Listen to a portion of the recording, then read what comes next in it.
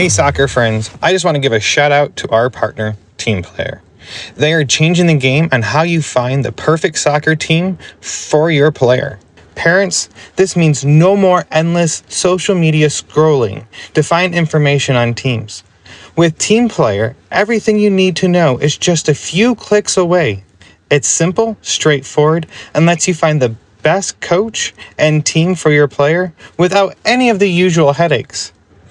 And coaches, we all know how tough it can be to get your team noticed, but when you subscribe to one of Team Player's team plans, you instantly get access to set up an online team profile that allows you to reach more potential players and showcase what your team is all about. It's super easy and lets players and parents see why your team could be the right fit for them. And if you sign up using the promo code PITCH, you can try any team plan free for 1 month. So whether you're managing a team or searching for one, come on over to www.teamplayer.us. That is TEAMPLAYR.US. And come give Team Player a look. Family-owned Soccer Innovation is your go-to source for top quality equipment. Whether you're a player, a supportive family member, or a dedicated coach, they have everything you need to elevate your game. For players, their innovative equipment are designed to boost your skills and performance on the pitch. From their agility cones to their portable goals, they have you covered. And family members, they offer durable equipment that's built to last because we know your support is critical to your player. Coaches, trust me, they can provide the equipment you need to run effective training sessions and shape the next generation of soccer players. Visit Soccer Innovations at soccerinnovations.com to start elevating your game with them. And if you use the code PITCH, PITCH, you can receive up to 10% off your next order.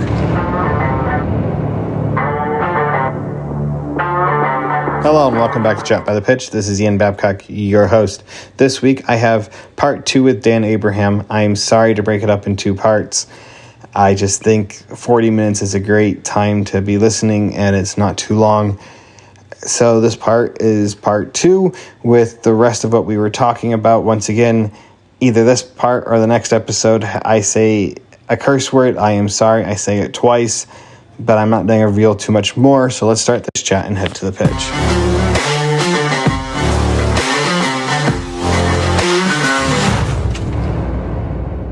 As a parent, trying to build up our players, how do you advise us to ask questions to help them think about it other than trying to serve our own purpose? Because doing this, I get exposed to so much more than I feel like the average parent on the sideline. And I don't know how to turn the brain off, so to speak, and just ask questions. Yeah, I think you're being very honest there. And I think that's really important as a parent, is to have that sense of self-awareness. Self-awareness as a parent is really important in attempts to be the very best that you can be as a parent for your child. And again, I think it's recognizing, I'm going to come around to answering your question directly, but I think this starts with recognizing that as a parent, you're a human being, and your default is always going to be to want to be to the best things for the best for your child. And you're going to come up with these thoughts going to emerge in your mind of what might be the best. And so, of course, you're going to probably often act on that. Now, it sounds to me like you're trying to envelope that urge in the skill of asking questions. But there's 2 types of questions in very simple terms. There's convergent questions and there's divergent questions. So think about, and this really draws on human intelligence, convergence and divergency. And so convergent thinking or convergent questions are, I know the answer, or I have an answer in my head and I want you to arrive at that answer. So I'm going to ask you questions until you arrive at this answer. That's the kind of questions you're talking about. And look, sometimes there is an appropriate form of questioning to have. However, arguably a more sophisticated way to approach this would be divergent questions, which is really just diving into the experience your child is having. Hey, you chose to, and I'm going to think of something random here, maybe you can think of a better example, but hey, you took a shot there rather than played the pass, or you played the pass rather than take the shot. What were you seeing there? What were you thinking there? What did you see that made you make that decision? Could be a question that you asked. And that is a divergent question because you can't answer that question. You don't know what your child was seeing there. So it gives your child an opportunity to think about what they were seeing and then comment on that. And of course, you can follow that up with, were there other things that you might have scanned there that would have enabled you to see other cues, as an example. And so you're still staying on a side of divergency because your child has to answer it in terms of whether there are other things that they could see. So I think divergent questions are really, really important. It's basically you acting from a point of ignorance, for not knowing. And you aren't in your child's world. You can't see what they're seeing. You can't think what they're thinking. And thinking for them and seeing for them isn't necessarily to their favor. They have to work this out on their own. I think if you want to, so I think divergent questions are really, really important. And I think with that, if your child doesn't want to engage, doesn't want to talk about it, I do think you have to give them space. You can't, again, I'm not a believer that you can force this on your child. Of course, there is a time to say to a young person, hey, look, you've said you're taking this seriously and you're spending a lot of time doing this. It's important that we have these conversations. It's important that you answer these questions. If there's somebody else you want to ask these questions, then absolutely fine. But I'm just asking questions that I think are important for your development, for you to think about, because you're taking this seriously. So I think there is a time to challenge the young person in front of you if they're not willing to engage in questions. But you can't force things necessarily on a young person, if that makes sense. I think that's important. Now, I think also for a parent, if you do have something to say, then it can be a very light way to do this would be to ask permission. Hey, buddy, I saw a few things out there that might be useful. I'm not sure if they are. Perhaps you can tell me if they're not, or you can give me a reason why they're not. But can I give you a couple of suggestions based on what I saw? Just ask permission. And if they say no, I think you often what you find is you tap a child's curiosity. They'll eventually say yes, even if they say no first. Seeking permission to provide some coaching points can be a good idea, or just seeking permission to make some suggestions is also a good way. Hey, it's just a suggestion. It's just an idea. It might not suit you, but it's just out there. I saw it. Here's a suggestion. So you're doing it in a very light way. I think those are good tools. Suggestions, questions, divergent questions. Those are useful tools for parental engagement. But again, I think it's important for a parent to stand back and remember it's the child's experience that is important here. And just, I think with it, the final thing to say here is just because you see it doesn't make it right. Or just because it's your lens of the world doesn't make it right for your child. And that's not to say there's no objective fact in sport. There is objectivities. There are rules. There are probably some forms of optimal movements. There are borders. There are boundaries. There are certain tactical processes that might be more optimal than others. All of those things probably exist, and certainly the rules exist, right? So objectivity can matter, but people experience objectivity through their own lens, through their subjective lens. You've got to remember some of the best sports people on earth are the best in part because they create their own reality, because they're enormously creative. You do have to bear that in mind, is when you tell your child what to do, you have to remember that is your lens of the world, and that might not be optimal for them. And this is particularly relevant for a sport like golf that I come from. Some of the best players in the world have the funkiest swings. As the old saying goes in golf, they look like an octopus falling out of a tree, some of them. They're so funky, but they win multi-million pounds, multiple $1 million per year. So I had quite a uniform swing, couldn't win anything. Be careful. Be careful of what you think a truth or a fact is, because there's very few of them. You hit on a couple of things. As a parent, I took some advice from a coach that gave me. He goes, pressure your son, pressure your player until they tell you to back off. Okay. And it's to learn to teach them the boundary of knowing that it's okay. And I celebrated that moment with my son when I was telling him too much. And I still bring it up every single time. I go, Landon, you can never tell me that you don't want to talk about soccer. I go, if we're talking too much about it, tell me to be quiet. And remember the time that you told me we talked too much and we celebrated it? And he goes, yes. And I go, was I mad at you? He goes, no. And I go, remember that moment, because at the end of the day, that's the moment I want you to remember. And he will tell me now, like I always ask him, like, what do you want to talk about? And now it's listening to podcasts, and he'll want to he's started listening to yours, and because we're in the car quite a bit, and when we're together, and he'll listen to yours or a few others that are local for the local FC Dallas team here. And he is starting to now really enjoy the conversation.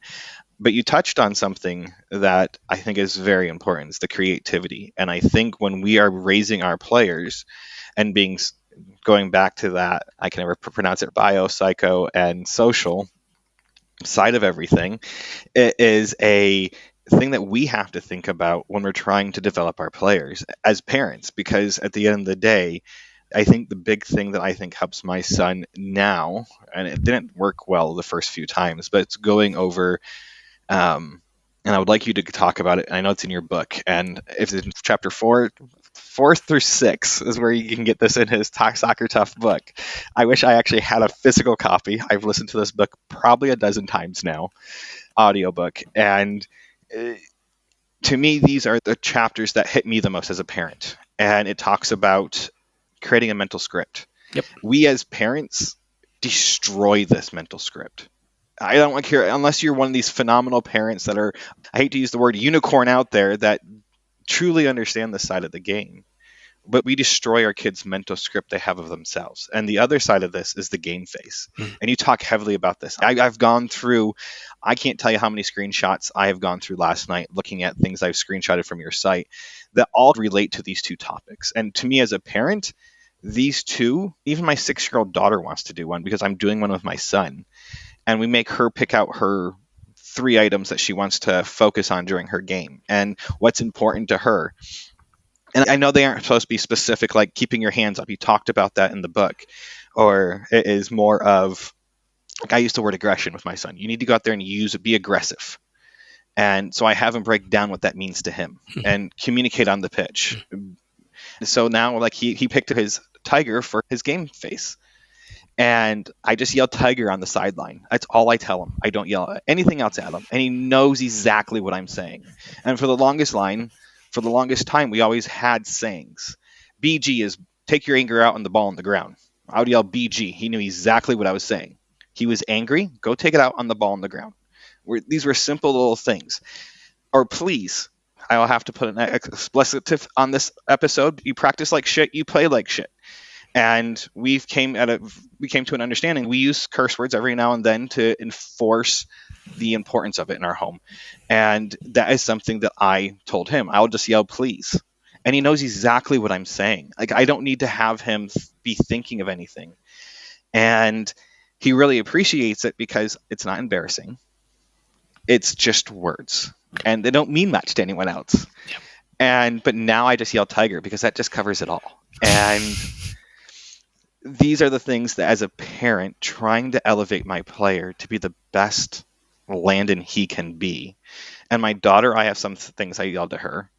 I just tell her to be more aggressive or don't be scared. And that's it. Like, I'm not doing a coach her because she knows what to do. She knows where she needs to go. I'm just trying to help her with the emotional side, because at the end of the day, they're 6 and 7, and she's 6. She's 7. Will be 7 here in a couple of weeks, and he's 10. And it'll be 11 in a few months. And to me, that just, if we can help them with the emotional side, kids are smarter than we give them credit for. And that's the thing I think we as parents miss. We're so consumed on how many Maradonas they can do or stepovers or scissors. We forget the emotional side and the intellectual side of this, because I love watching games where kids that practice with all these programs that are like dribble up. I'm not knocking them. I'm just using them as an example. Or watch all these videos online, but never actually go apply them. I don't know if I heard it from one of your episodes or someone else, But it was, if you're going to teach a skill, they have to use it within 10 minutes. Otherwise, they lose it. And it doesn't matter what age level. It could be an adult, it could be a 6-year-old. And as parents, how do we help them on the emotional side, like with their mental script and their game face? And these two things were, as a parent, were so critical to me. If I would show you my phone, this is what I'm telling everyone, go follow his social media, go follow his LinkedIn account, because between the two, he's posting stuff at some crazy hours, and I have no clue when this man sleeps. I have no life. If you find me on LinkedIn or Facebook, I post on the hour, 24 hours. So obviously I do them in advance. I'm not awake for 24 hours. I'm getting at. I mean, that's a lot. Yeah, it is. It is. And it's a commitment. It's sort of a commitment, but I love what I do, and I want to put these messages out there, and I'm not for 1 minute suggesting that I'm the oracle, that I enjoy some of the checks and challenges that I get from people, which are always very, by and large, I say are always very fair. Sometimes there's rude people over there, obviously on social media, but I enjoy the checks and challenges as well. Let's come back to your questions. You're speaking to, so thank you for mentioning my book, Soccer Tough, which I wrote back in 2012. And then I wrote Soccer Tough 2, which was the ingenious name my publisher and I came up with as a follow-up to Soccer Tough 2. And in both of those, go in a number of directions, but two of which are that players need what I call a match script, which are attentional cues. So it's helping people to create appropriate attentional cues, and those attentional cues need to be specific, controllable, and positive. Rather than just want to win, got to perform, want to score if I'm a striker, or got to keep a clean sheet, don't want to make mistakes, got to complete all of my passes.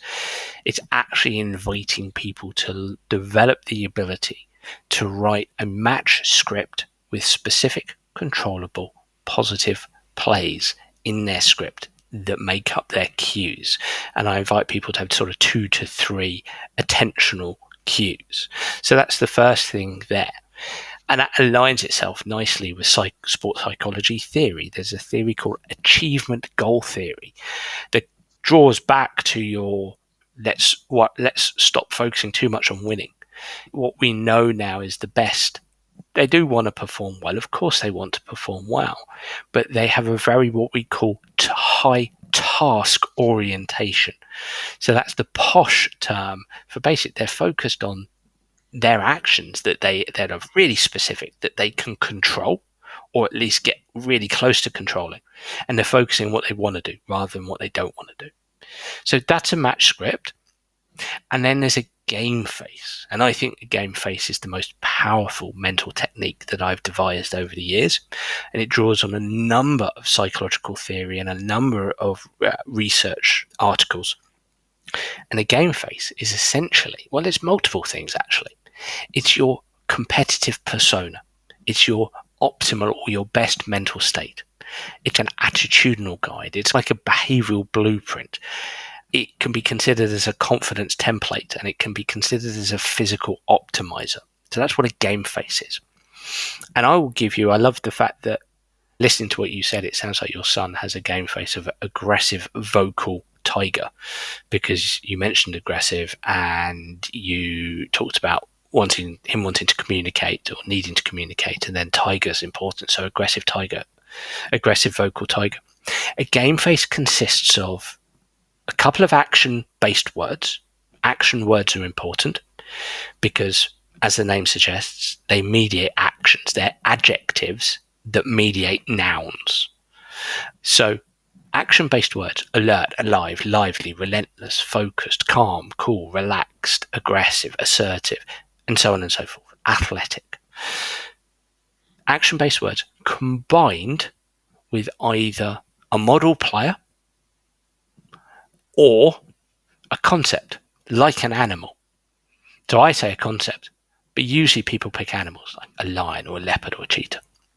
And you combine those, like your son being aggressive vocal tiger.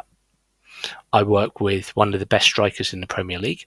He has a game face of confident, relentless lion. Confident, relentless lion. So he liked the idea of having a couple of action words. His were confident, relentless. And he picked a lion. Because he said, Dan, when I think about it, he had a little bit of a laugh when I asked him to pick an animal. But then when he really thought about it, he said, I'm the king of that penalty area. I'm in charge. I'm in control. I'm the king out there. Just like the lion is the king of the jungle. Now, see, this is the interesting thing. And the powerful thing about a game face is basically what you're helping somebody create is a pictorial metaphor or a linguistic representation of who they want to be and how they want to act. But the pictorial metaphor idea is interesting because that's how our brains predominantly work, metaphorically. In fact, I believe you can draw on the work of a cognitive linguist called Professor George Lakoff, who's now retired. He was at University of Berkeley for most of his career, and he did this science back in the 70s. And he demonstrated that I think around 70% of language is metaphorical. And so we can use metaphors to really influence how we think and emote and feel and how our brain functions and how we behave. So when this player, this striker, this English striker is thinking confident, relentless lion, or when your son is thinking aggressive, vocal tiger, and when you're saying tiger from the sidelines, his brain is firing, reminding him of how a tiger might respond or behave. A tiger is fast and quick and a predator. And it's a wonderful way to evoke pictures and evoke images and feelings that align with how we want to potentially behave. So this is why a game face is really, really powerful. And my most recent consultancy gig, as I mentioned earlier, when I introduced myself, was with Feyenoord in the Dutch Eredivisie. Now, we won the Dutch Championship. We won the Dutch Cup the next season. As I say, I worked with Arne Slot, and Arne, who's now head coach of Liverpool, really liked this tool, this game face idea, because it gave his players something, and just about, not every single player, but just about every single player had a game face. A fairly famous player in that team had a game face. I think it was something like positive, upbeat Benzema. Positive, upbeat as in the former French and Real Madrid striker, Karim Benzema.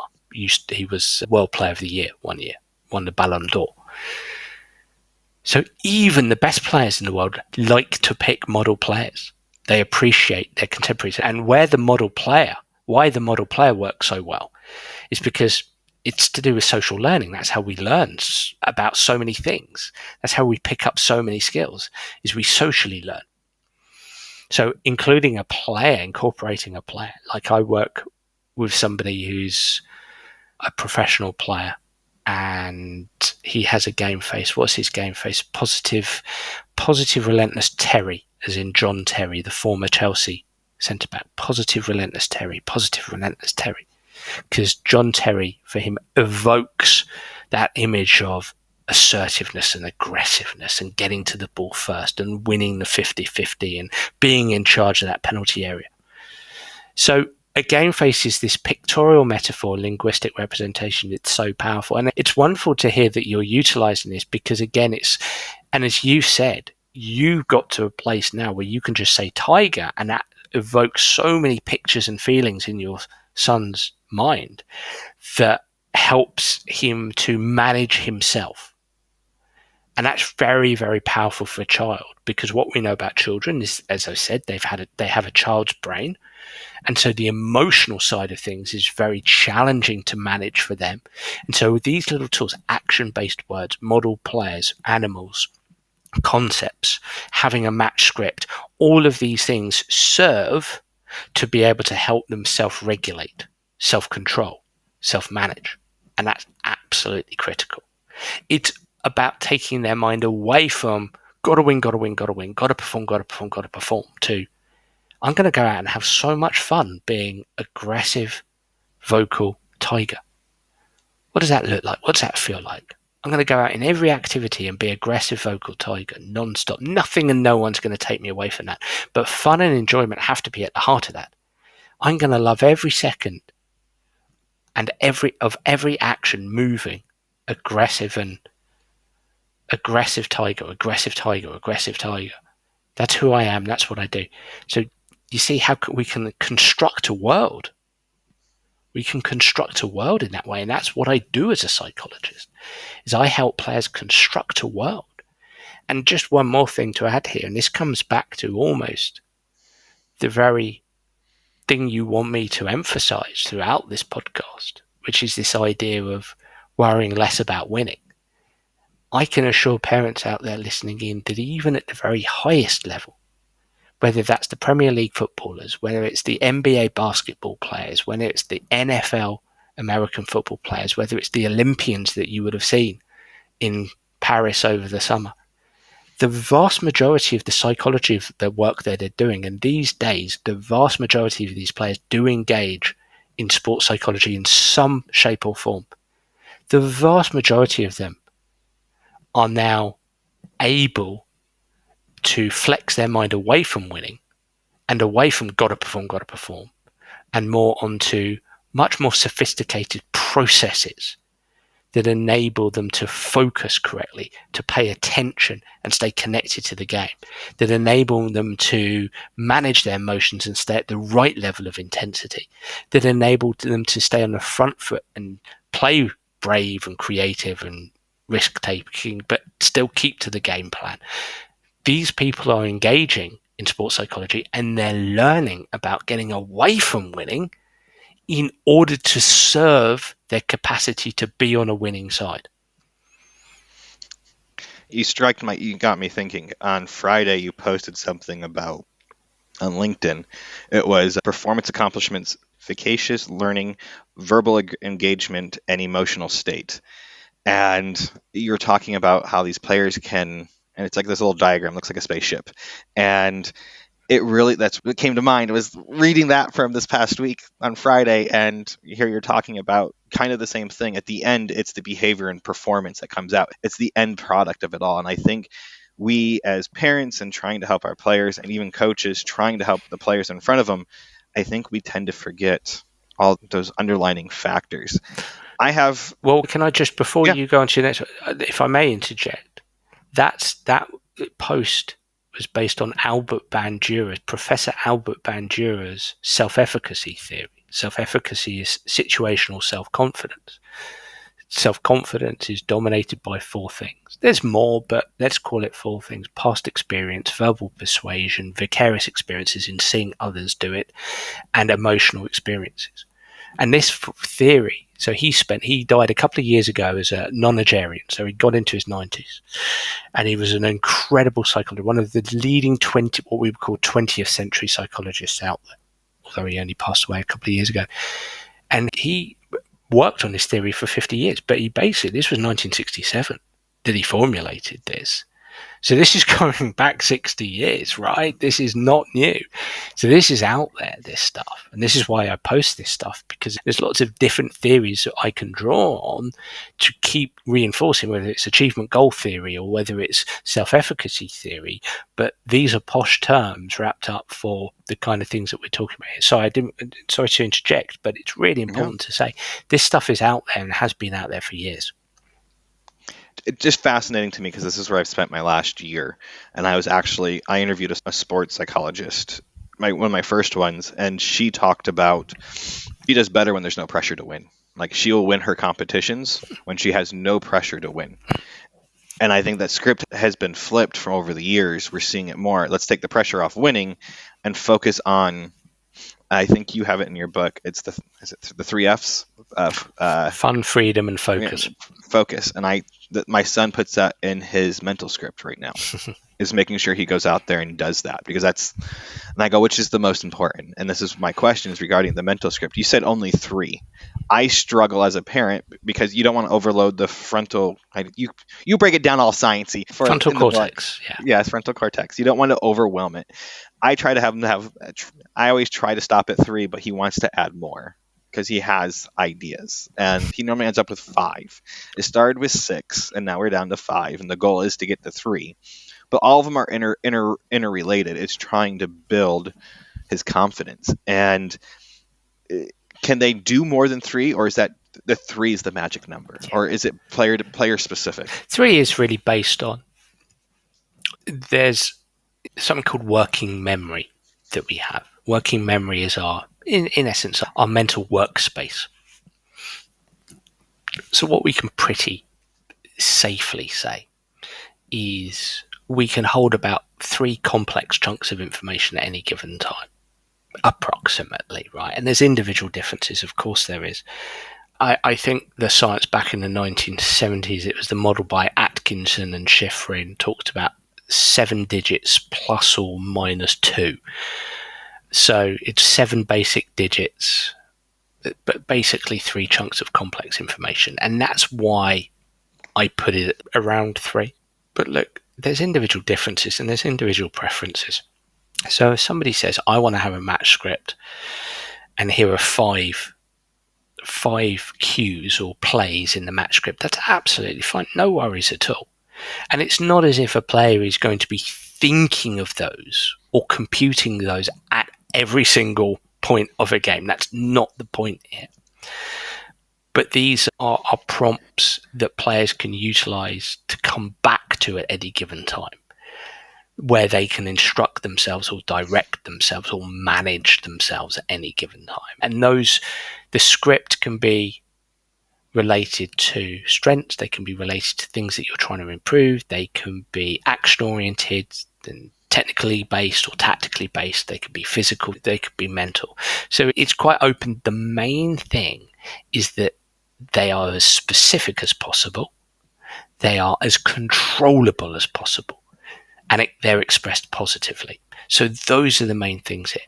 So if your son has 5, that's absolutely fine. Let him go with that. Brilliant. Fantastic. What you can do is use this from a reflective perspective, a feedback loop. So if he's got 5, what he can do is give himself a mark out of 10 for each of those things after every game. And so in that way, again, we come back to the parent conversation with the child. You can arrange and agree upon a reflective practice after each game at the right time. It doesn't have to be directly afterwards. It could be a day later. Mark out of 10 for each point. What went well? What can go better next time? And that can be a really cool way to engage your kid in those things. Do they want to change it for next time? Do they want to keep the same points? And if they don't want to do it this week because they're a bit tight, that's fine. That's no worries. Okay. We'll do it next week or we'll do it tomorrow. But in that way, you're helping them be a student of the game and a student of their game.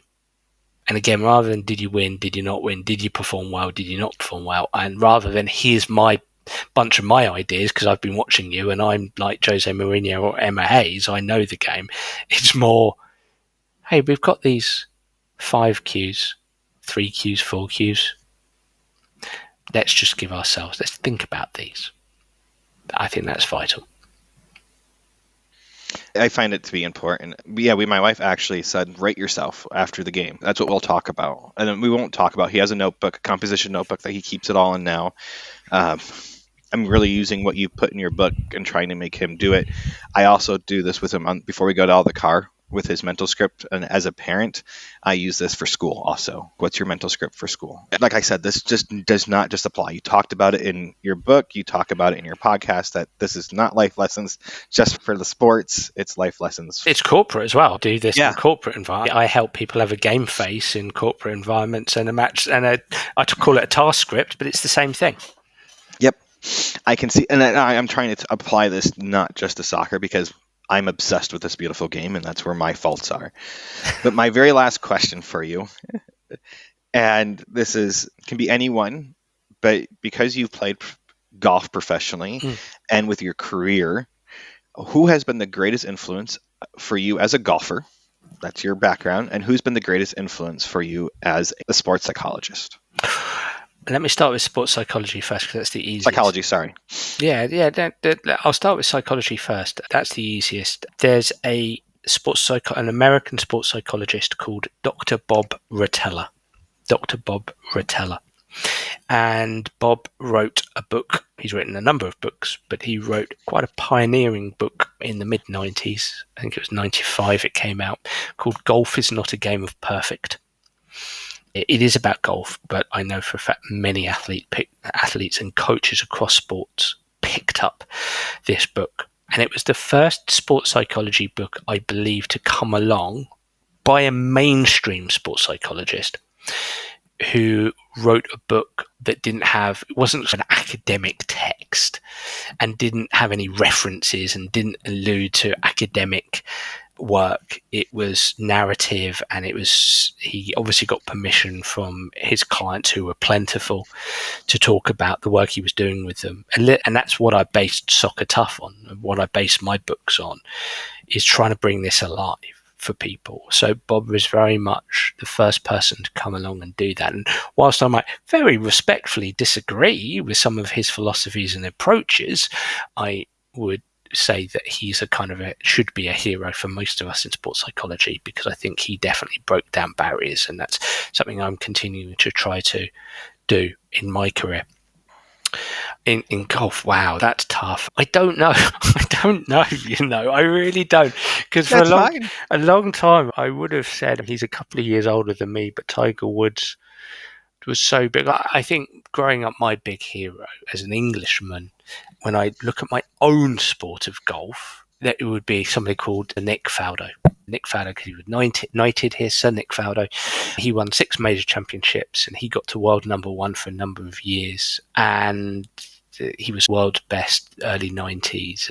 It's a very interesting dynamic for me, because he was an enormously intense person, enormous work ethic.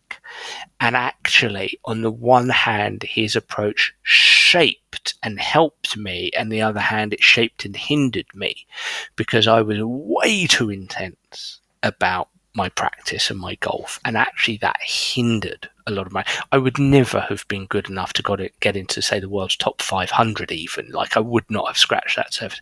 I'm happy to admit that, but I definitely was hindered by the fact that this person was my hero, because I felt I had to obliterate everything else in life and just practice golf and just play golf, and I had to work 10 hours a day at it and have bleeding hands at the end of the day. And I was a worse golfer at 24 than I was at 17.